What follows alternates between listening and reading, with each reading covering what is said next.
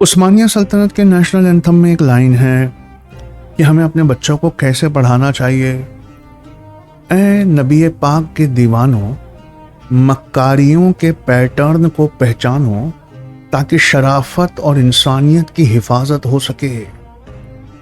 जैसे ही supreme court का interim order आया, हमारे एक शानदार शायर जो राज्यसभा एमपी भी हैं, वो सुप्रीम कोर्ट के बाहर जीत गए चिल्लाने लगे। लेकिन जितने बहुत पढ़े लिखे लोग थे ना, वो गंभीर मुद्रा में सरकार और सुप्रीम कोर्ट के बीच के इस पावर टसल को देख रहे थे। उन्हें महसूस हो रहा था कि संविधान के दो पिलर्स के बीच में अब शक्ति प्रदर्शन शुरू हो गए। जैसे ही सुनवाई शुरू हुई, सुप्रीम कोर्ट ने अपनी तेज तर्रार और निर्णायक टिप्पणियां शुरू की।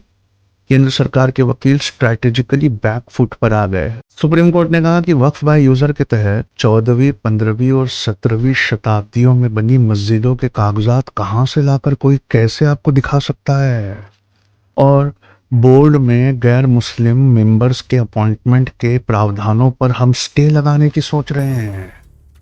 तो स्ट्रैटेजिकली सरकार के वकील कहते हैं, आप रहने दीजिए, ये स्टे हम खुद लगा रहे हैं।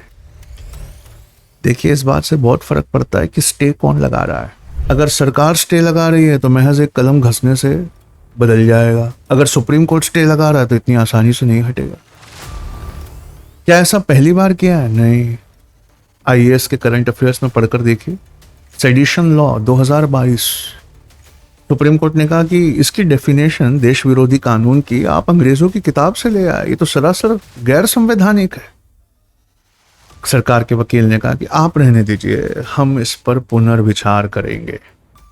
पुनर्विचार कौन करेगा? सुप्रीम कोर्ट की सरकार। आर्टिकल 370 कश्मीर 2023। सुप्रीम कोर्ट ने पूछा, क्या आपको यह हक है कि किसी राज्य का दर्जा छीनकर आप उसे यूनियन टेरिटरी घोषित कर सके? वकील ने कहा, आप रहने दीजिए, हम वैसे भी जम्मू एंड कश्मीर को राज्य का दर्जा वापस देने के बारे में सोच रहे हैं। कौन सोच रहा है?